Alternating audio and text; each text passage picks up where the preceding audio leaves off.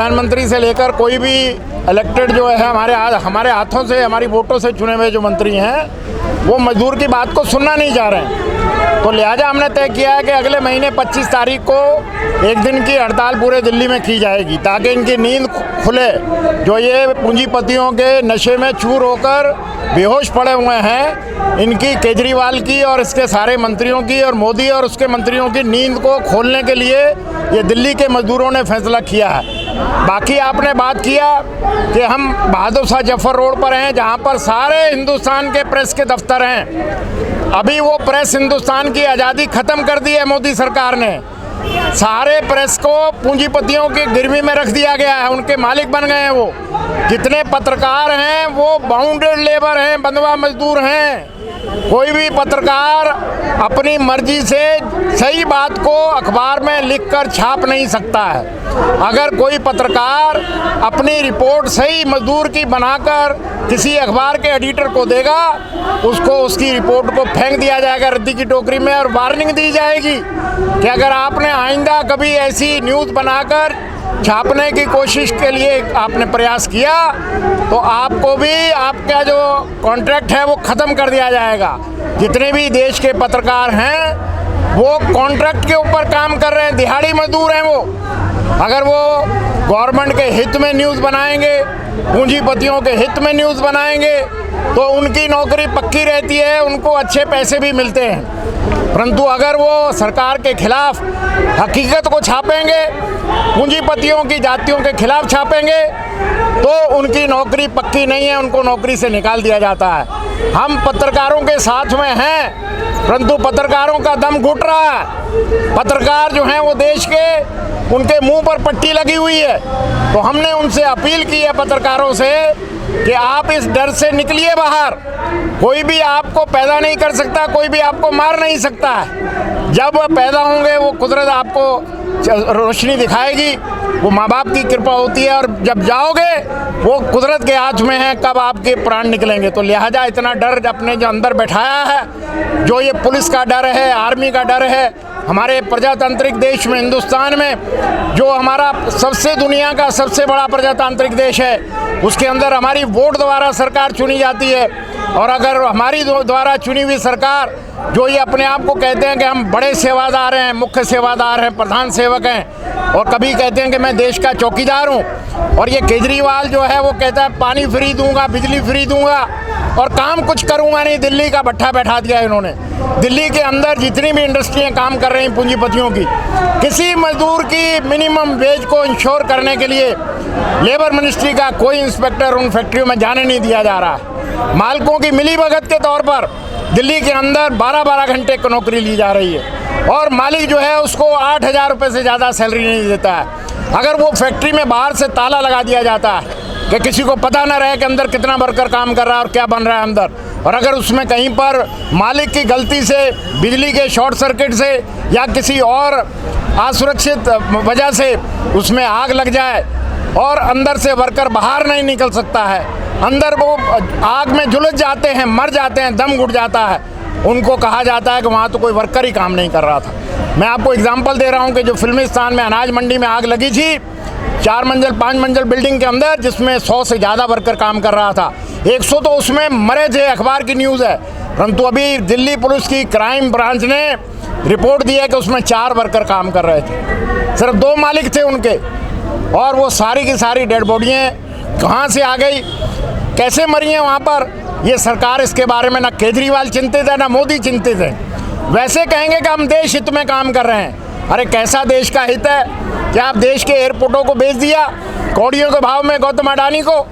आप ये कैसा देश है कि 18 आपका एयर इंडिया, जो देश का अपना सरकार का एयर इंडिया था, एयरलाइन थी, जो मुसीबत के टाइम पर अरब कंट्री में जब झगड़ा हुआ था, हमारे लाखों भारतीयों को जो वहाँ काम कर रहे थे उनको फ्री देश में लाकर छोड़ा था। कहीं पर अगर आक्रमण हो जाए, कोई दूसरी चीज़ हो जाए, तो वो सारा काम करते थे। अभी इन्होंने टाटा को 18,000 करोड़ में बेच दिया है। उनके 40 जंबो 737 जो 18 में खरीदे गए हैं, और एक हवाई जहाज की कीमत 2,000 करोड़ रुपया, 40 की हो गई 80,000 करोड़ रुपया। वो 80,000 करोड़ रुपए सिर्फ 40 जहाज़ों की कीमत है। बाकी दूसरे जहाज़ लगाओ तो वो कम से कम 60 जहाज़ों से ज़्यादा हैं। ये 5 लाख रुपए की प्रॉपर्टी और उसका घाटा भी सारा पूरा करके 18,000 में देश और विदेशों के सारे बड़े बड़े एयरपोर्ट के ऊपर जो है उसकी ज़मीनें हैं वो टाटा को हवाले कर दी है। क्यों कर दी है? क्योंकि टाटा देश की पार्लियामेंट बना रहा है, बनी हुई पार्लियामेंट को तोड़ के बना रहा और इमरजेंसी में बना रहा और किसी भी वर्कर को मिनिमम वेज नहीं देता। 12-12 घंटे काम ले रहे हैं। हमारे देश का प्रधान सेवक वहाँ पे मिलने गया, वर्करों को देखने गया कि काम कैसा चल रहा है। अरे किसी वर्कर से पूछा कि तुम्हारा अपॉइंटमेंट लेटर दो, तुम्हारे बैंक में कितनी तनख्वाह जा रही है? ये प्रधानमंत्री का, प्रधान सेवक का काम नहीं है। दिल्ली के अंदर अगर वर्कर काम कर रहा है, आप जितनी हमारी ये बहनें आई हैं, ये चाहे आशा वर्कर हैं, चाहे मिड डे मील वाली हैं, चाहे ये अपना जो आंगनबाड़ी वाली है, दूसरे आपके किरण वाली हैं, आशा किरण वाली हैं, इनको बंधुआ मजदूर से भी बदतर ज़िंदगी जीनी पड़ रही है। आज नौकरी पर आई हैं, किक आउट करके निकाल देते हैं। एयरपोर्ट के ऊपर जो महिलाएं काम कर रही हैं उनको 8,000 रुपये सैलरी देते हैं, 12 घंटे काम लेते हैं। वो भी जी करेगा रखेंगे, जी करेगा नहीं रखेंगे। अभी 9 कंपनियां चेंज हो गई हैं, अब उसके अंदर 2 कंपनियां आ गई हैं, सबको निकाल दिया, पैसा लेके दूसरों को रख रहे हैं। ये कैसा न्याय कर रहे हैं ये प्रधान सेवक और ये सेवक?